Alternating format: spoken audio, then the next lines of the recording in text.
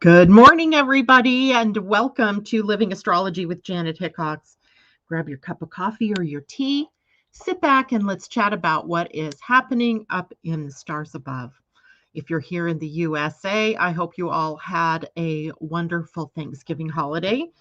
I I did. Went away, spent the day in Friday Harbor, which is on an island called San Juan Island out here to my west, and had Thanksgiving with my oldest son, my oldest daughter, and her family, and met my daughter in law's dad, who happened to be a very sweet guy. It was really kind of fun. There's always a little bit of, am I going to like this person? Is he going to like me?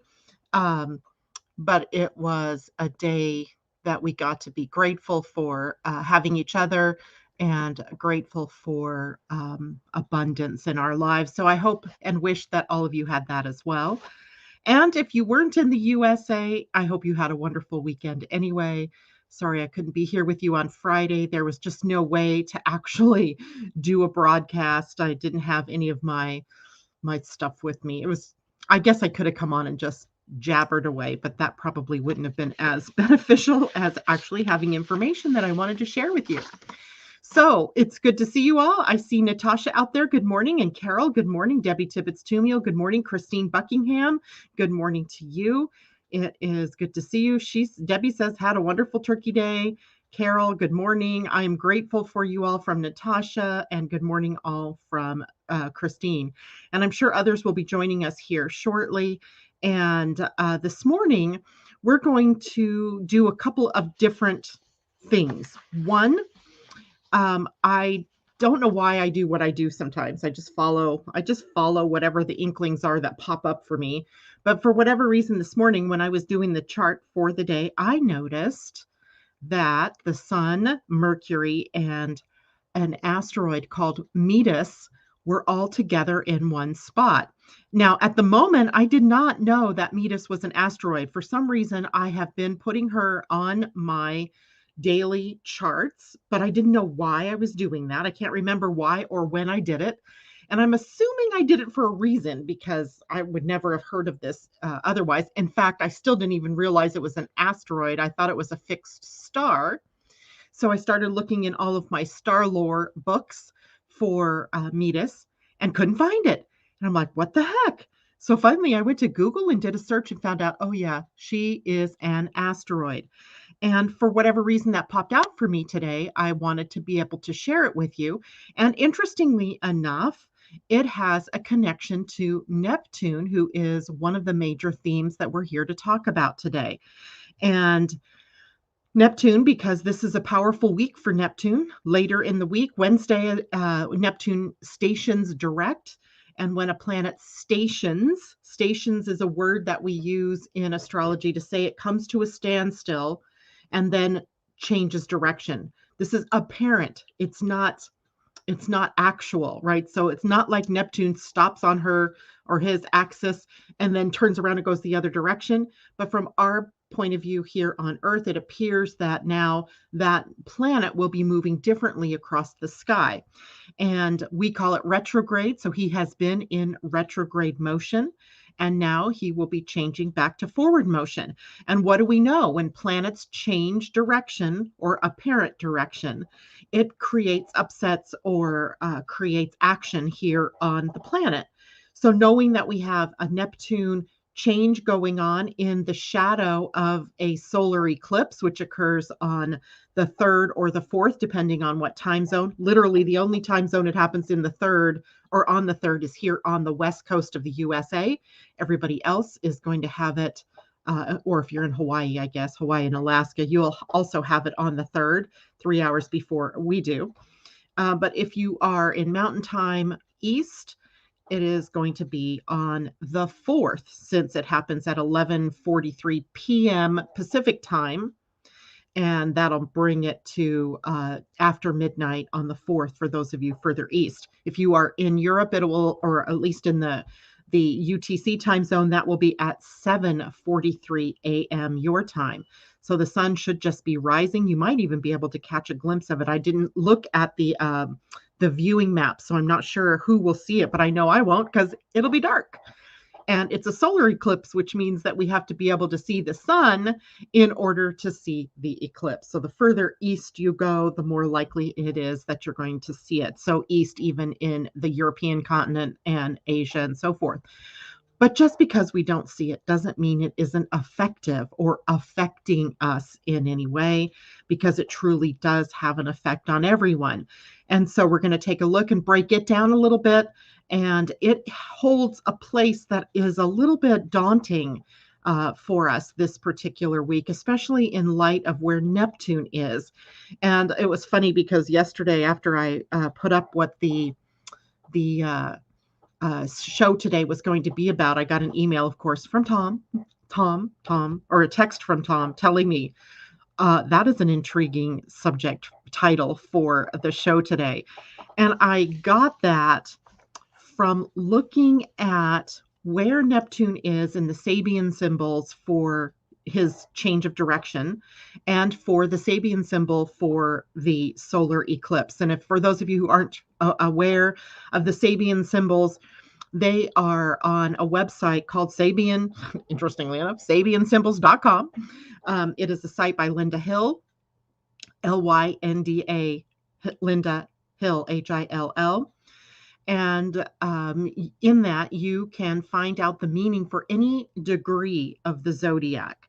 So ages past, they broke down the degrees of the zodiac into sentences, briefly, really, just brief sentences. So, for example, Pisces 21 or Pisces 20, which is where the planet Neptune changes direction.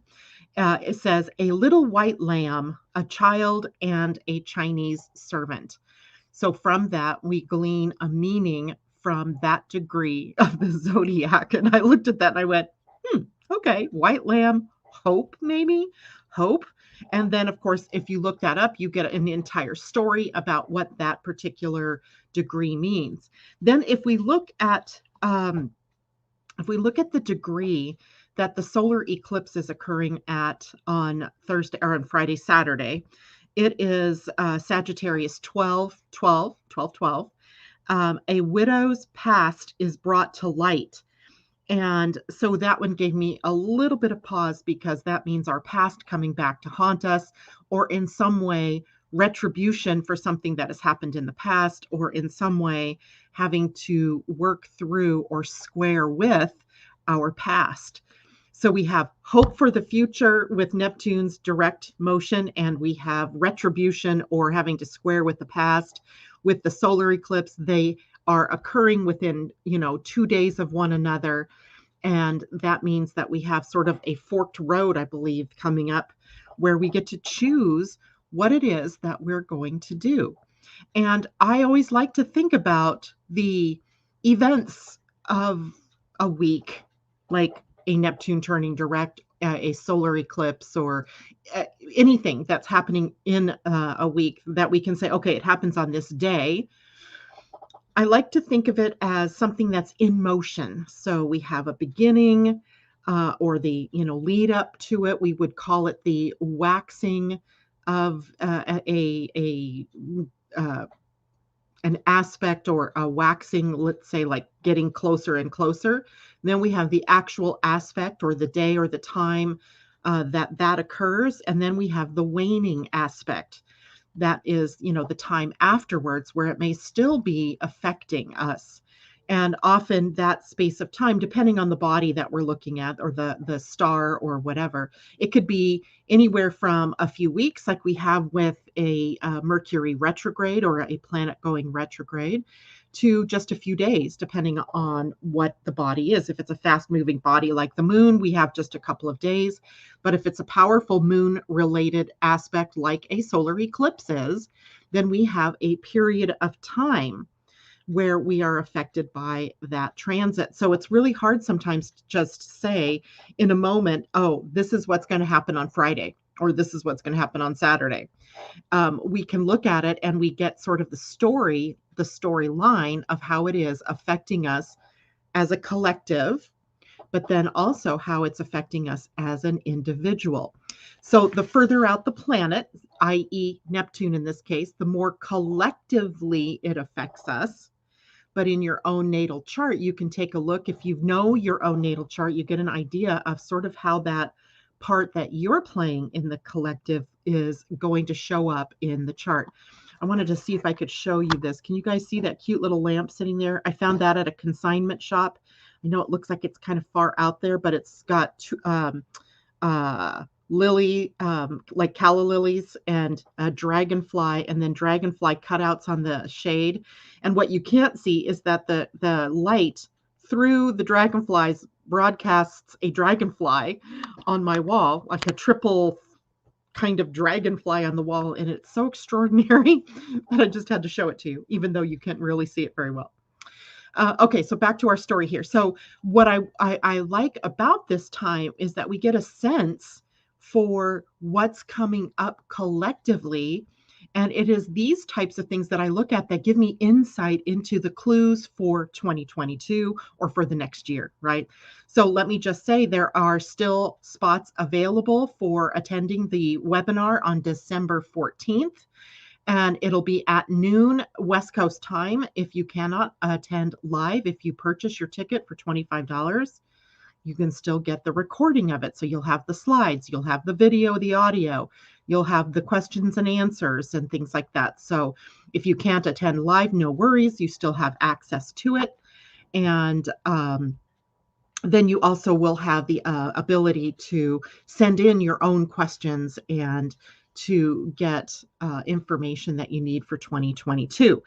You can purchase that if you are on YouTube. Underneath the video in the description, there will be a link to go to my website. If you just go to my website, www.living-astrology.com, then scroll down the page a little bit, you'll see it there where you can purchase that. And I'm also offering an Astrology for 2022 personalized reading for those of you who want to take a look at what personally might be happening for you for 2022. So there we have a lot. And on Wednesday this week, since I'm on a roll with announcements, I will be on Angel Heart Radio with Annette. And she and I will both be sort of doing a retro of 2021, what were the most important aspects that we dealt with. And then also a pre-look ahead, a very small one. I don't want to give away everything for what is happening in 2022. So that will be at 3 p.m. West Coast time, 6 p.m. East Coast time on Wednesday. And it'll be the last show of 2021 that I do with her. She usually takes off December, and I believe the next time we'll be together will be in February. So there's that. All right. Good morning to Susie Gemini and Paulette Peasley. It's good to see you. Andy Girl, hello. M.A. Jules, good morning. And let's see, I'm sure there are other people that checked in. Pauline Solia, good morning. And she says Sabian symbols, the first time she's heard about those. Oh my goodness. Pauline says, did anyone catch Larkma yesterday? Was a message worth waiting for and paying to get the recording. Pam Zaruba, good morning to you. J-Lo, hello. And anybody else who's checked in and I haven't said anything to, good morning to you. It's good to have everybody here. Susie says, Mercury has been causing me havoc the last couple of days. I can't type, LOL, or communicate. Well, Susie, that likely is because the Sun and Mercury are in a conjunction. They actually came together yesterday. They're still within like 20 seconds of each other sitting here today. This morning when I drew up the chart, actually, Mercury had moved just a little bit ahead of the Sun as the faster body. Of course, that's not surprising, but all three of them now, the Sun and Mercury and Metis sitting together. And Metis, for everyone, again, I said this early in the broadcast, is an asteroid. And I actually did not have a clue what she meant, what this was about. So I went onto a site and I did not type the name of the site. I want to say it's Heaven's. I'll have to look it up. Oh, is it still up here? No, I did not keep it open. So sorry, I'll have to find the website for you. Just to be clear, these are not my own words. These are from a website that I looked up, Metis. And it's spelled M as in Mary, E, T as in Tom, I-S as in Sam, Metis. And she is the daughter of Oceanus and Tethys. And she comes from a myth that is older than Zeus. So she is an ancient goddess that combines the wisdom of Aquarius with the guile and subtlety of Pisces. This lady packs a punch wherever she is in the chart. She is one of the primordial goddesses who cannot be ignored. And here's a quote from the story. Zeus, who I'm thinking is also Oceanus, so we've got Greek and Roman myths. Zeus lay with Metis, but immediately feared the consequences. It had been prophesied that Metis would bear extremely powerful children. The first, Athena, and the second, a son more powerful than Zeus himself, who would eventually overthrow Zeus. According to the legends, Zeus persuaded Metis to turn into a fly and swallowed her. She then created a womb inside his head for her daughter Athena. Racked with agonizing pain, Zeus made Hephaestus split his head open with an axe, giving birth to Athena. Metis in the natal chart connects us to the spiritual wisdom of our divine parents, giving us understanding of the purpose of life events from a spiritual perspective. Metis represents the prayer of serenity. She gives us the wisdom to know the difference between what can be changed and the understanding to face what cannot be changed. So here she is, an asteroid, and it's in the asteroids and the stories that we find in the asteroids because they're the feminine goddesses. You know, the planets were all, except Venus and the moon, named after masculine characters. And so we have a very strong sense of the patriarchy through the planets that are out in the sky. When we get to the asteroids, or I'm trying to think of the other word we call them. Sometimes we have the asteroids, we have the Chiron bodies, which are centaurs and so forth. We have them sometimes as feminine, especially the asteroids, as feminine characters. And some of the dwarf planets, that's the word I was looking for, because even in this case, Metis is actually sort of a dwarf planet. She's fairly large for an asteroid. And when Pluto got, demoted from planet to dwarf planet, it increased some of the other planets to dwarf, or other asteroids to dwarf planet status. For example, Ceres, right, and Eris. They are almost bigger than Pluto, so they were elevated while Pluto was demoted. None of that has any meaning or bearing as far as how we use them in astrology. But what we did see was the birth of the divine feminine and that other part of ourselves that had been missing in the sky stories, right?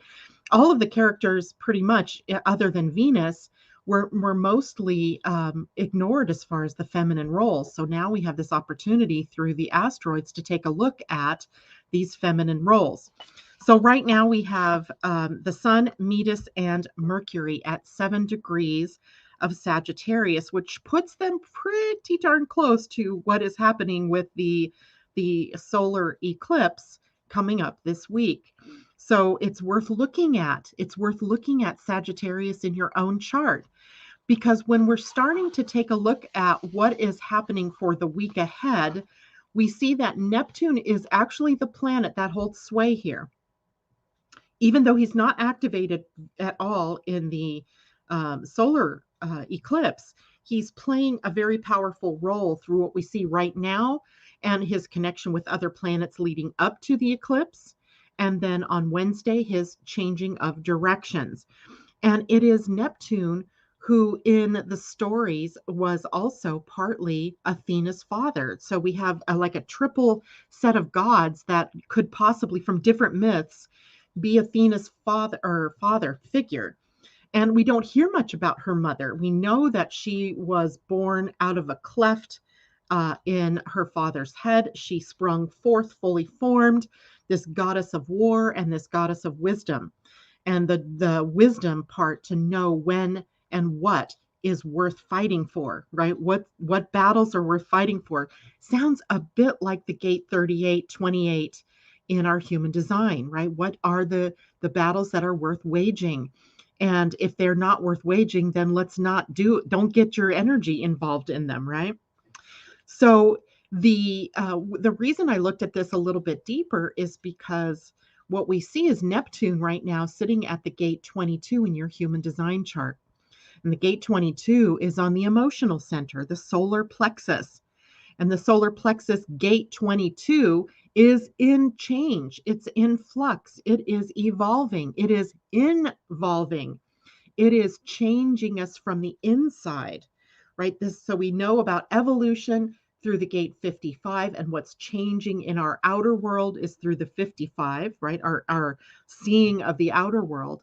But what we're not necessarily seeing, but we are experiencing is the involution, right? The change from the inside. And the gate 22, where Neptune is sitting for an extended period of time, or has been sitting for an extended period of time, is a gate that we call grace. And in quantum human design, it is a gate that we call surrender. So here's an observation that I'm making in my own family. So you guys have to look to your own families and your own communities. But what I'm noticing in my own family, which I would say is a microcosm of the macrocosm, I would say all of your families are microcosms of the macrocosm, right? The small vision of what's happening on the larger frame, in the larger picture. And that is of a spiritual awakening. So I get a text message last night from my daughter saying, my gosh, Mom, Chris, my husband is waking up. Like he's now fascinated about, he's an empath, which I already had told them from his human design. And over the weekend, his father had a stroke or a series of strokes. He's doing fine right now, maybe facing a surgery. And her husband was in reaction to all these things that are happening. So I'm looking at this, I'm stepping back and I'm looking in and I'm like, one by one, my family is waking up. They're waking up to more higher spiritual ideals. And Neptune right now is sitting at a gate in everybody's human design, right? Everybody right now has Neptune sitting at the gate 22, waking us up through a process of surrender to a higher truth, to grace, as we recognize our divine helpers, our divine parentage, our lineage as divine beings. And it's creating an awakening across the planet. So if you're like me and you sometimes you look out and you hear those stories that are happening in the news about, this or that, or this person killed that person, or this country's doing this, or God help us, the coronavirus, all of these things that can sometimes trigger fear. And oh my God, is anything ever going to happen? That's positive. The positives are happening, but they might be happening closer to home, right? They might be happening in the confines of your own family, in your community, in your workplace. They might be happening within you and you're seeing it. And as you begin the change, so do other people. So there's like this ripple I'm feeling, and I'm getting such chill bumps as I'm saying this, that it's just rippling through. It's rippling through the cosmos, right? It's rippling outward, and all of you have the gate 22, by the way. So when I say this right now, it's defined for everybody because Neptune is sitting there. But you all have the gate 22, even if normally it isn't defined. If it is an open gate 22, meaning it doesn't have color that extends from it, then you're experiencing surrender, or you're experiencing the spiritual awakening, or this grace that we talk about as something that's happening outside of you through other people. If you have it defined, meaning it has color on it, then it's something you're experiencing personally. And because it's on the emotional center, it has a pattern of sort of weaving in and out, right? Coming in and out. Meaning some days it's in the high expression and it's feeling really good. And then other times it's moving into the lower expression. Now, this is important because this is the gate, of course, that Neptune is turning direct at on Wednesday. And I'm going to read you actually the Sabian symbol because I think maybe it gives us a little bit of light as to why This is important for us at this time, and how it sets the stage for the more difficult solar eclipse on Friday. So here we go. It's a little white lamb, a child, and a Chinese servant. This shows being able to provide care, safety, and comfort to those who need it. The child has a servant. He is well looked after. He also has a little white lamb, an animal companion, one he can be with, hug, and enjoy. In our early years, it was the sense of touch that was initially satisfied. If you felt cradled and comfortable, you could grow knowing that all was safe and well. You could find yourself in a place of privilege, cradled from those things that could hurt or challenge you, having someone to look after you.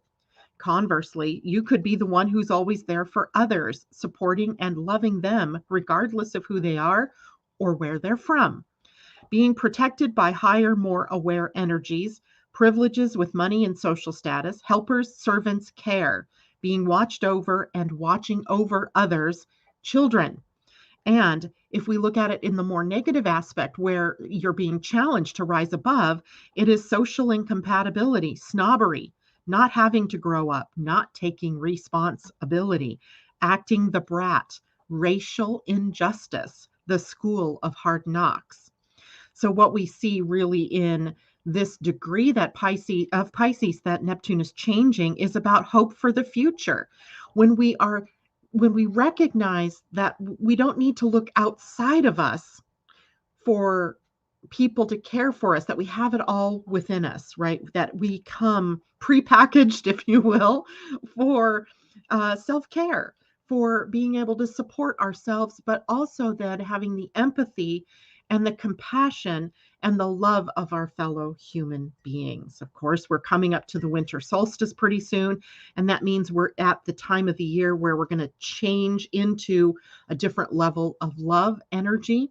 This next level of love energy will be about the love of humanity and as well the love of self within that love of humanity. So we're setting the stage for a lot of powerful, loving, more caring, more peaceful and surrendering, trusting energies as we go forward. And another reason why this becomes very important is because as we get later into the month of December, we'll have Pisces being the new home of Jupiter, right, for the next 6 months or 5 months or so, before Jupiter zips along and goes into Aries. So we have a stage being set that holds hope for the future. So if you're feeling down and out about what you see in the world around you, it's only a glimmer, right? It's only a glimmer, a glossing over of a bigger energy, a bigger force behind the scenes, pushing us, propelling us onward into more surrender, trusting, loving, peaceful, nurturing, hopeful energy for the future. Now let's look at the solar eclipse, because when I looked at that at first, I went, nah, how am I going to, I'm always thinking, how am I going to position this? how am I going to best present this energy in its highest and best light without dragging people into, a mud pile? We've got enough mud piles out there, right? The whole world sometimes looks like a big mud pile. And this degree of Sagittarius that the solar eclipse will be at symbolizes or implies things being revealed, things that have been hidden being revealed. It says a widow's past is brought to light, right? That kind of sends like, well, is her past that of a wicked woman? Is her past that of, an angel in disguise? We don't know, right? We don't know that. But the symbol implies revealing issues, secrets, or problems from the past, in quotes, so that they can be dealt with. There are issues which will be brought to light. Perhaps your past catches up with you, or people in your family or circle of friends have stories, histories, deeds, acts, or personalities that need to be handled with care and tact. There is often a healing as things that have been kept closeted lose some of their charge when they come into the light of day. Although you or others may be in a reasonably sympathetic position in the eyes of others, some may not like what is revealed. Bring issues to the light where they can be healed forgiven and hopefully forgotten. Unveiling and exposing new, vibrant beginnings. Yesterday's darkness, looking back to revision attitudes, right? We get to revise our way of being free for new opportunities. Counselors, grief, failed relationships. And in the more negative aspects, maybe old stories best forgotten, rehashed stories, someone being caught out, gossip and family secrets that shame, bearing the weight of secrets of shame or loss. So we have some pretty powerful undercurrents going on with the solar eclipse, and we get a chance to deal with it. And it so reminds me of the USA Pluto return, right? That we've talked a little bit about, and I'm sure you've probably heard other astrologers talking about it because, of course, that's like one of the main events of 2022. Happens 3 different times. Actually, one of them happens in 2023. So we have some very powerful undercurrents moving through the USA, and a lot of it has to do with this solar eclipse, right? This eclipse here symbolizing a past that we have not yet dealt with, right? This is a country that was born in revolution. This is a country that at regular intervals has gone through revolutionary energies. And it's not to say that other countries don't go through revolutions, but ours was birthed via a revolution, right? An overthrowing of the monarchy or that monarchy system. And in that, this country was sort of born with the idea of revolution. So whenever things feel too unfree, for lack of a better word, when they feel too caught up or chained up, we go through a process of unleashing ourselves, right? Or untethering ourselves from government or from a system or from a group, right, of people or a belief system, a way of being. And so we see that already building, but it's more than that. It's personal, right? Because it's personal here. This is a solar eclipse. It brings us each, every one of us individually to the potential for healing something from the past. And I would say that this is imperative, right? If we don't heal our own wounds, our own darknesses personally, then how can we expect the larger entities, our communities, our states, our governments, our world, countries, our planet to heal its darkness, its dark places, its secrets, its problems from the past?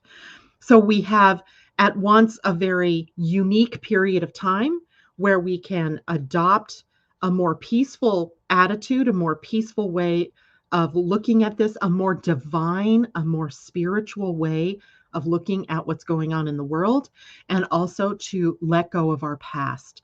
And without the retribution, right? Retribution is a part of this.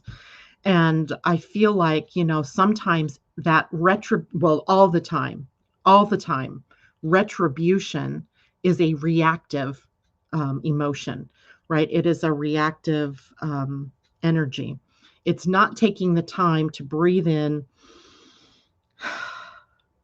and then respond. It's retribution. I was really worried last week when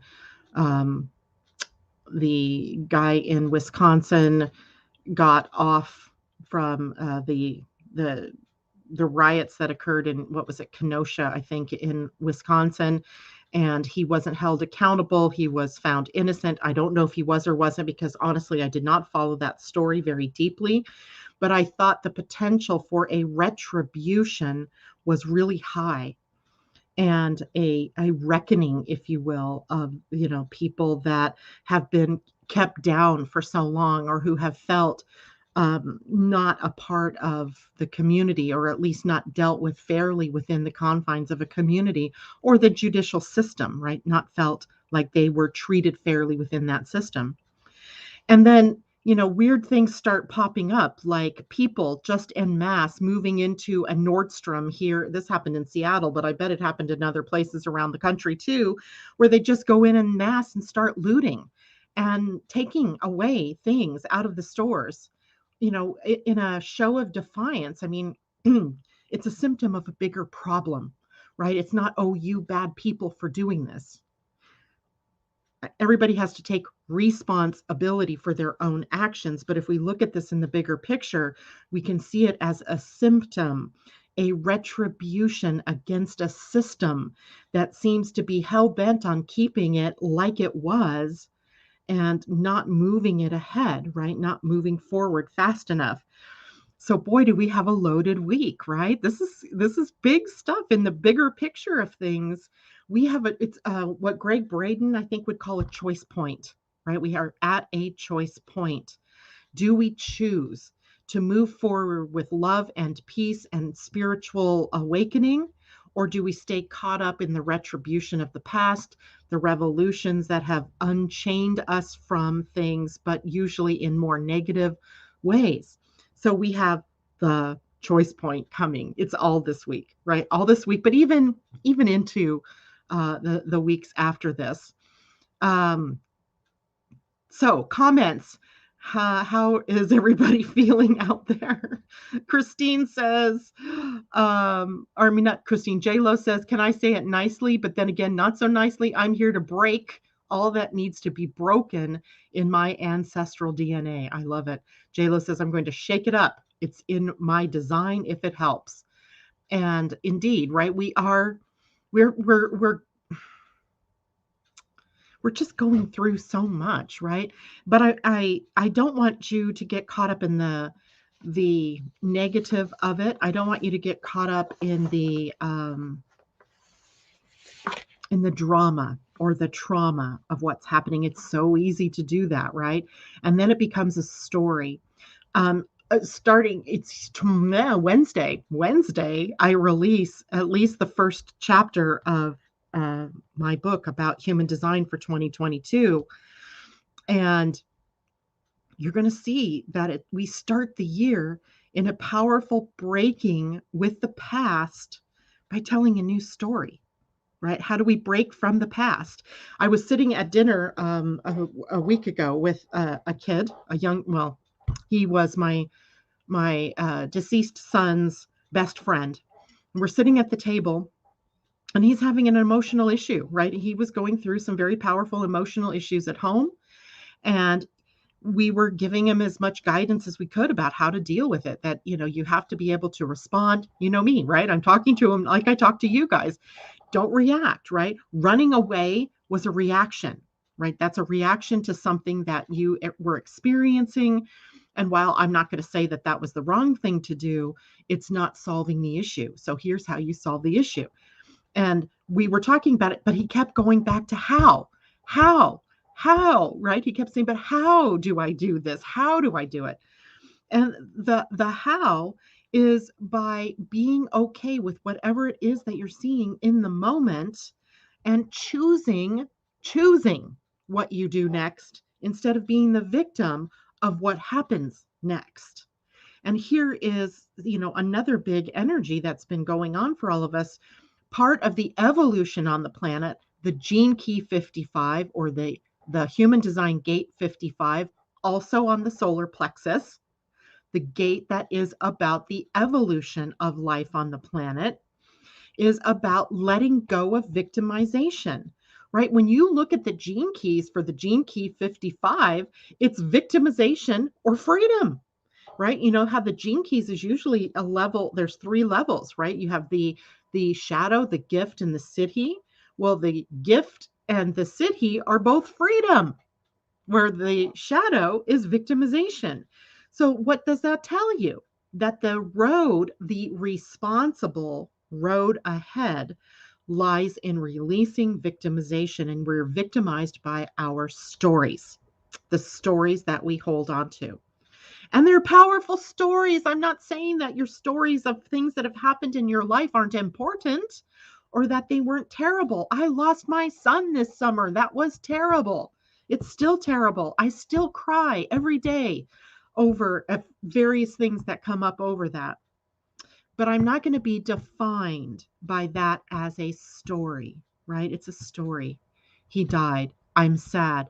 He's no longer here, but he is here, right? He is here.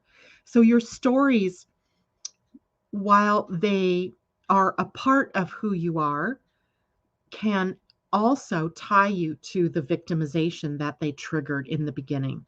So this is your grand opportunity to see those stories in a new light, to see those stories and move ahead despite the story, and to release yourself from the victimization of the story. I mean, some of you've been through divorce. Some of you've had parents that died terribly. Some of you've been raped. Some of you've been abused. Some of you've been, had people in your family murdered or kidnapped, or, any number of stories. And the experiences, while terrible in the moment, are kept alive by the way you relate the stories, right? So I'm not saying that they didn't happen or that you shouldn't remember that they happened, but tell the story in a new way, in the blessings that have arrived since the story, right? Or what did you learn from the situation? Not keeping yourself tied to the victim, right? That's the old path, right? The new path is about how do we want to surrender that old story, or do we, right? We can choose. We get to choose. We could stick with the old story.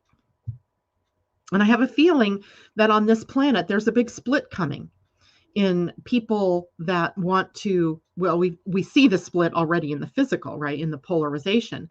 But I feel like even, possibly a new earth breaking off into a new, a less victim story, with people who want to stick with the victim story going on in their victimization.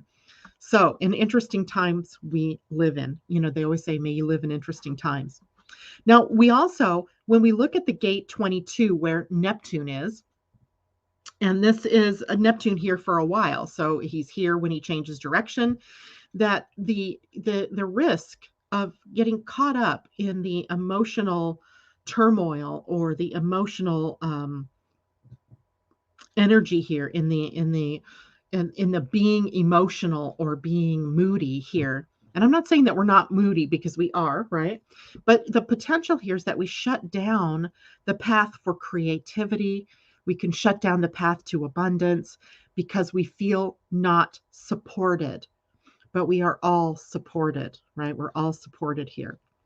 And that's the thing to remember, even in the midst of the turmoil, even in the midst of, things happening in your family that are not in your family, your community, your friends, that aren't particularly fun or exciting, or, the preferred things that occur. They're life things that occur. People die, people get sick, people do terrible things to other people. But not to get caught up in the victim part of that story, right? Recognize that, yes, this happened. I'm not saying gloss it over, but I am saying you get to choose about how it is that you're going to proceed. All right. Now, when we start the day today, we look at the moon. It's in Libra. It opened into Libra very early this morning, my time. So just a little after midnight, my time. So 3 a.m. ish. I think it's actually 58 minutes after the hour. For those of you on the East Coast. So we're in the early degrees of Libra. And of course, Libra rules our relationships, our marriage, our agreements, our contracts that we make with one another. And it is interesting because in our relationships, what we're learning is about interdependence. Not the shadow in Libra is about codependence, right? So that's the shadow, or being overly dependent. What we are learning about is interdependence. And that becomes a theme for the day because the moon will be coming into an opposition with Chiron.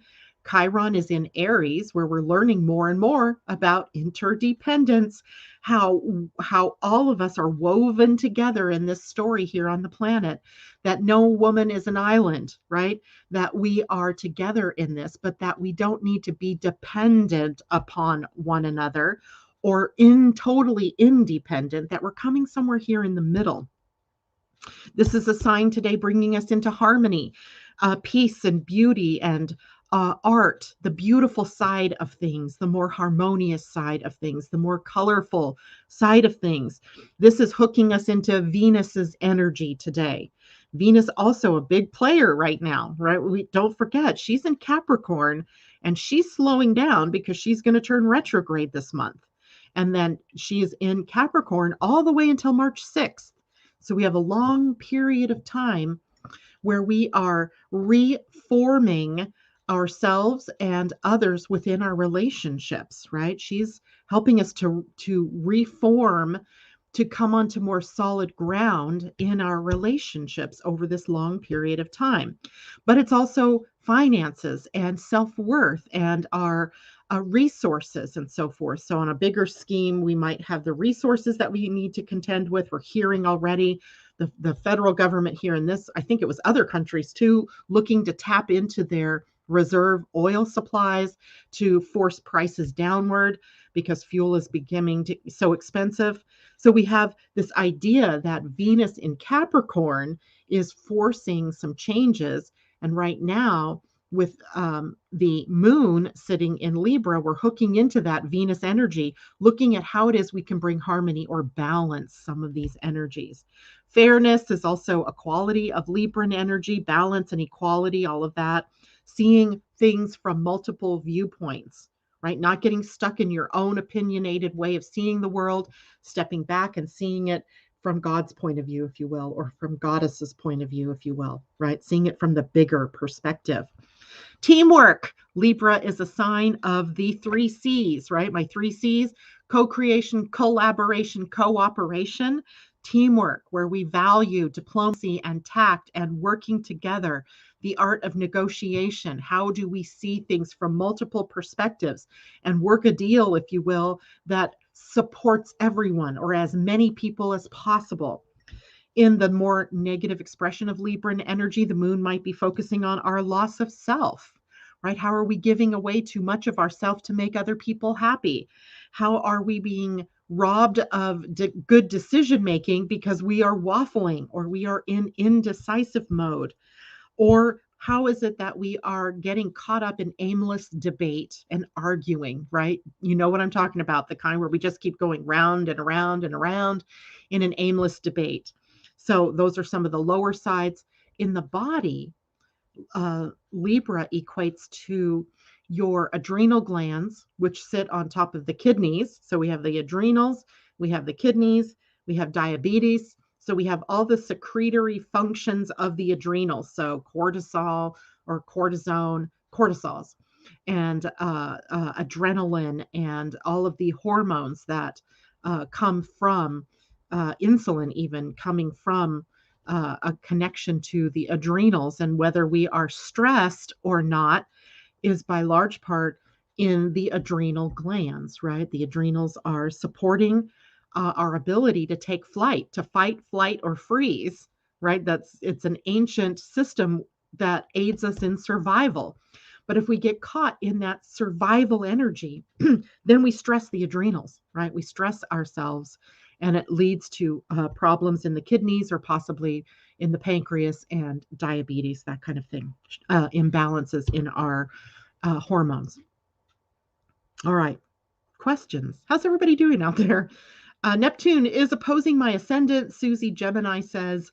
So opposing your ascendant. So let's not look at it like that. Let's look at it as it is conjunct your descendant, right? Still puts it in an opposition to your ascendant, but it's conjunct your descendant.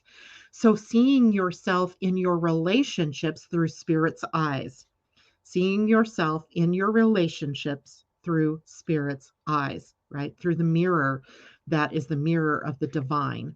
So maybe that will help you out there. J-Lo says, oh, shoot, here we go. Make sure I have a notebook for notes. It's my lunar return. Rewire the frequency of how it vibrates. I love the comments. J-Lo, a lunar return. So I've been doing a lot of studying over the last couple of weeks, and a lot of that has to do with stars. The stars. I think I've mentioned this to you guys, that I'm fascinated by the stars. But I'm also, in the midst of that, taking a look at our 2 luminaries, the sun and the moon, in a new way. Or not in a new way, let's call it a broader way, because I think I've always looked at it like this. I just didn't realize that that's what I was doing. In that the sun is the light, right? It's the star of our Milky Way galaxy, or of our solar system. And as the star of our solar system, it holds a lot of power to give us our personalities, right? To imbue us with personalities. It doesn't necessarily mean that our personalities are fully formed by the sun. It means that we are informed by the placement of the sun as to what we'll be focused on, or what we are good at, where our talents lie, what our personality is good for. Like, I'm a Gemini. In my personality, the sun sitting at Gemini makes me a communicator, wants to help me share ideas. I'm an idea generator and an idea sharer. Say that 10 times fast. I always envisioned myself as sort of the center of a hub, or when you think of a bicycle tire and you've got all of these spokes, right? That I feel sometimes like the center of that hub, and I'm shooting out all these different ideas and support that helps people to see the rounder picture, right? That's just this picture I've always had.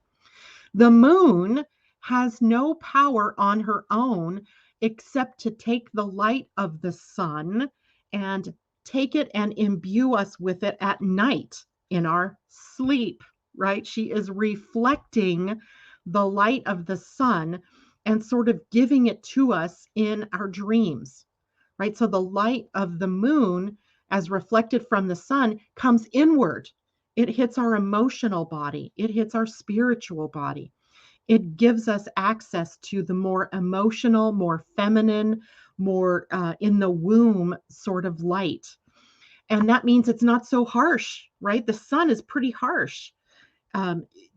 We're told not to look at the sun. Why? Because it will blind us. It is so bright, right? So we can't look at the sun, but we look at the moon, right? We can look at the moon, and the moon holds the reflection then of the sun's light. So the moon and sun relationship at your birth is very important, because it shows you by placement in your chart where the sun's light will be reflected. So does that make sense to everybody? And periodically then you're going to have a lunar return, which was what J-Lo was talking about, where the moon comes back to the same place it was when you were born. We have that once a month, a lunar return. But we also have a progressed moon. The progressed moon takes 29 years to move completely around the wheel. So it spends about 29 months in any one sign. The progressed moon is in a relationship with your progressed sun. And the sun moves ahead 1 degree for every year of your life. So if you are 30 years old, the sun has progressed 30 degrees in your chart. So I was born as a 28-degree Gemini, 30 degrees forward. When I turned 30, I was now, the sun was progressed to 28 degrees Cancer. And now that I'm 60, it's progressed closer to about 26, 27 degrees of Leo. So we're taking in the relationship of the sun at birth to the progressed sun, to the moon at birth, to the progressed moon, and its relationship to the progressed sun. So we have lots of different things to look at about what it is that's happening in our lives right now.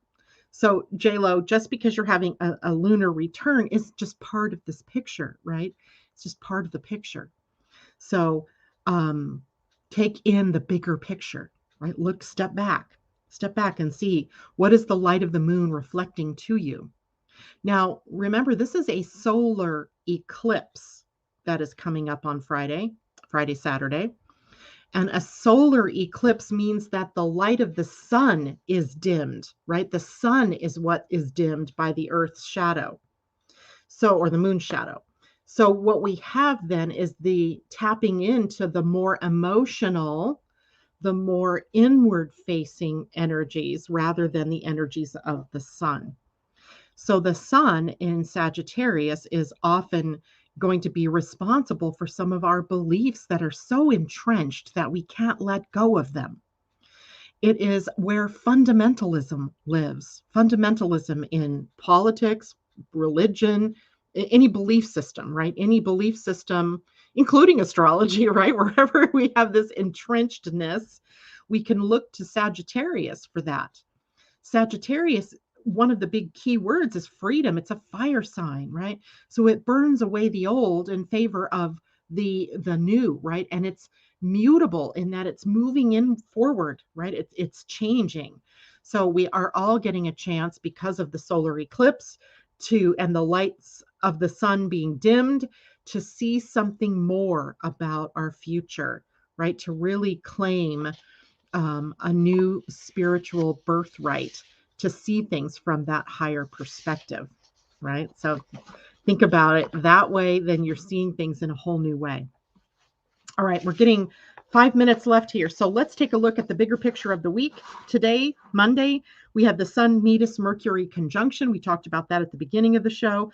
We also have the continuation of Mercury conjunct the Sun. So now we're at the halfway point of Mercury's cycle with the Sun. So we're halfway to the next retrograde.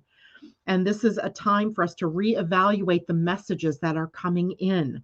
We also have Mars in a trine to Neptune. That further strengthens or gives dynamic motion to our spirituality, to our moving ahead spiritually.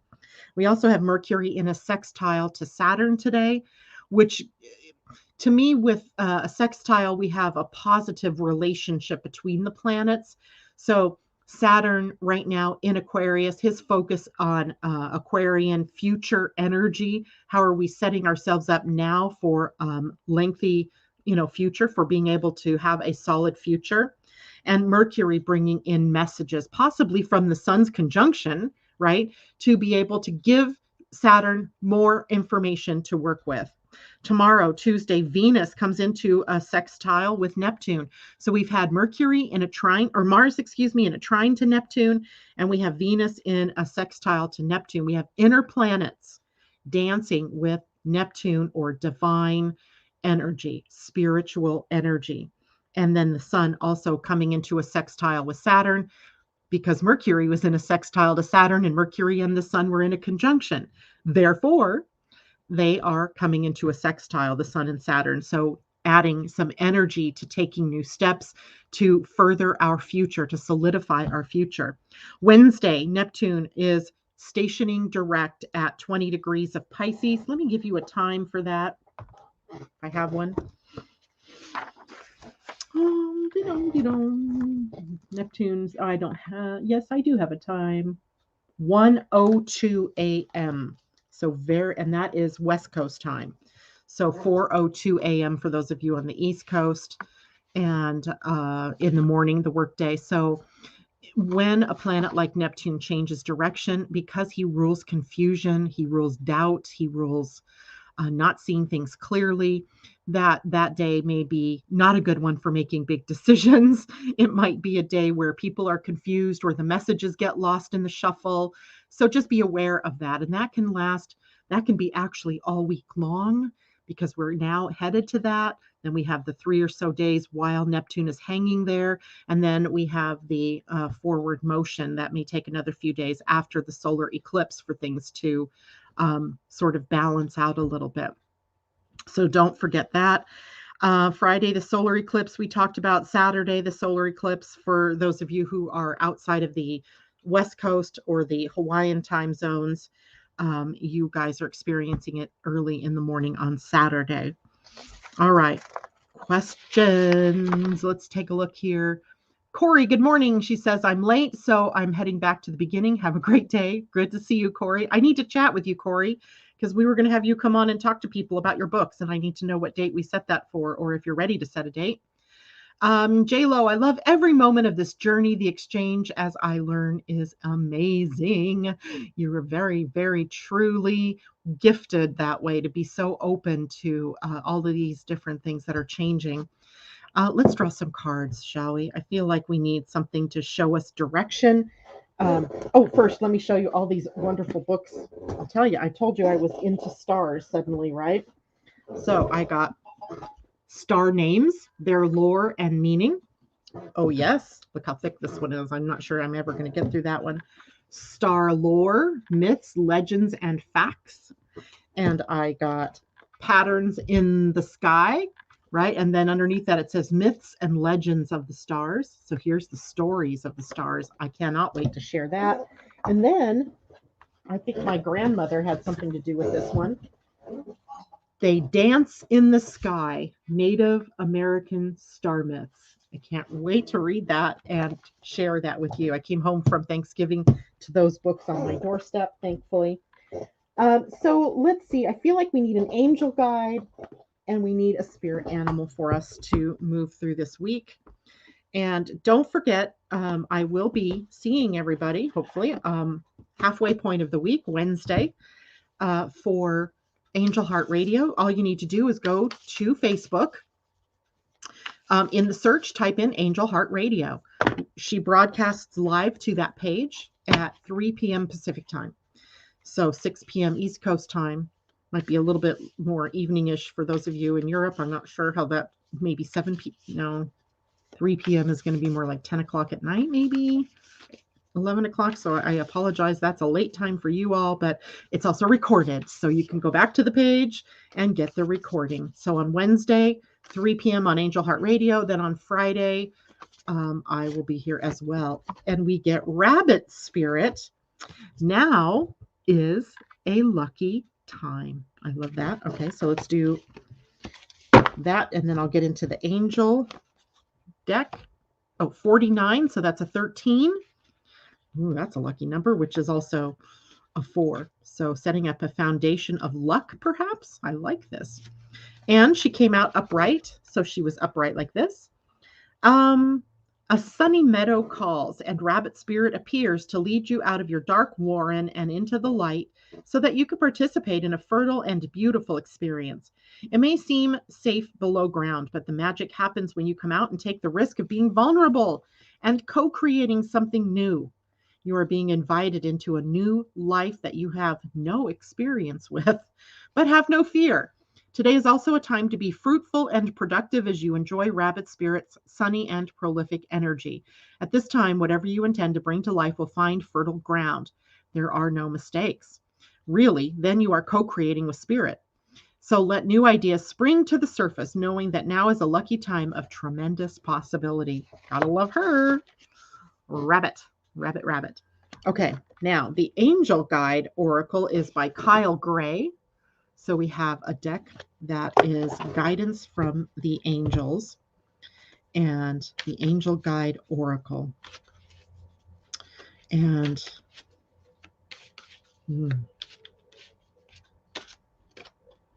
cut the cords. Interesting. Cut the cords. This is what the card looks like. And they're not numbered, so I'm assuming they are alphabetical in here. Yep. Cut the cords. Here's the message.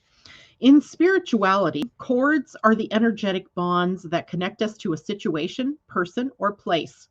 There are different types of cords, but in this context, they are connections to situations or people that can have a negative and draining effect upon us. We can also create a negative cord when we have an expectation of the outcome of a situation, especially when it is outside our control. So this is an important time for you to release any attachments to people, places, situations, outcomes, or anything else that could be limiting your experience of joy. Angels are wrapping you in a light of love so that you can lovingly detach from situations that could be draining, dramatic, or damaging your health and or purpose. The extended message. If you are finding yourself hanging on in a situation you know is unhealthy or negative, angel wisdom is encouraging you to call upon the help you need to release yourself from it. Know that angels are guiding you to surrender the need to direct and control at this time, so you can welcome in the spiritual support that is available to you. When you ask your angels to support you in cutting the cords, they will help dissolve the connections that are hooking you into a negative situation. You have to do your part too by removing yourself from harmful and draining situations. If you have any questions regarding a situation, relationship, or outcome at this time, know that you are being guided to find a new way forward, as it will be more rewarding and replenishing for you. Ultimately, cutting the cords is an act of self-care and self-love. Love it. Cut the cords, right? Let go of things in the past and come on into surrender to a future that is bright. And just as I say that, of course, the sun has emerged out from the clouds that are keeping us in flooding. Well, it's been a great day. I hope you all got a lot from our chat today. If I've confused you, please text me, email some questions. I'll be happy to take a look at those. And don't forget, Wednesday on Angel Heart Radio, don't forget to get your ticket to the webinar for Astrology of 2022. And in the meantime, take care. Much love to all of you. See you on Wednesday on Angel Heart and Friday morning back here on Living Astrology. Bye for now.